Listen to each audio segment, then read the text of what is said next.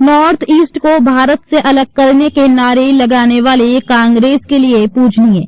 असम में बोले पीएम मोदी। प्रधानमंत्री नरेंद्र मोदी ने असम दौरे पर 5,450 करोड़ रुपए से अधिक की विकास परियोजनाओं का उद्घाटन किया।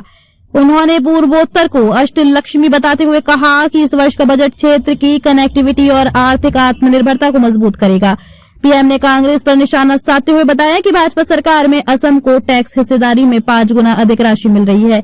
उन्होंने बूथ विजय संकल्प सभा को भी संबोधित किया। प्रधानमंत्री नरेंद्र मोदी असम के दौरे पर हैं। इस दौरान उन्होंने कई परियोजनाओं को उद्घाटन किया। इस दौरान उन्होंने पूर्वोत्तर राज्यों के बारे में बड़ा बयान देते हुए नॉर्थ ईस्ट को अष्टलक्ष्मी बताया। उन्होंने कहा कि इस वर्ष का बजट अष्टलक्ष्मी के लिए बीजेपी एनडीए के विजन को और मजबूती देने वाला है। उन्होंने कहा कि इस साल के बजट में नॉर्थ ईस्ट की कनेक्टिविटी को और अधिक मजबूती देने का काम किया गया है।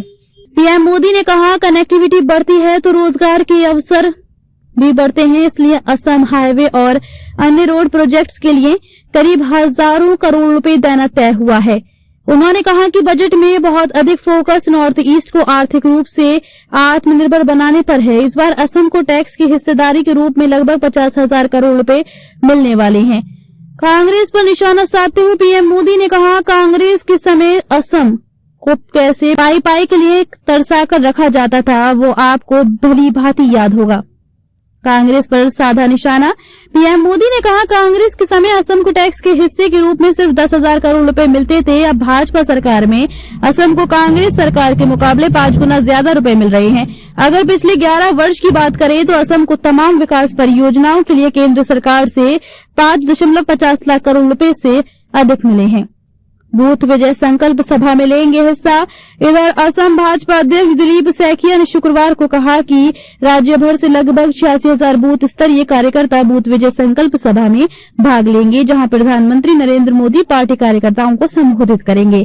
सैकिया ने बताया कि ये कार्यक्रम असम के बूथ अध्यक्षों और जमीनी स्तर के कार्यकर्ताओं के लिए एक यादगार दिन होगा, क्योंकि राज्य भर के सभी बूथों के प्रतिनिधि बूथ स्तरीय कार्यकर्ताओं के साथ कार्यक्रम में उपस्थित रहेंगे।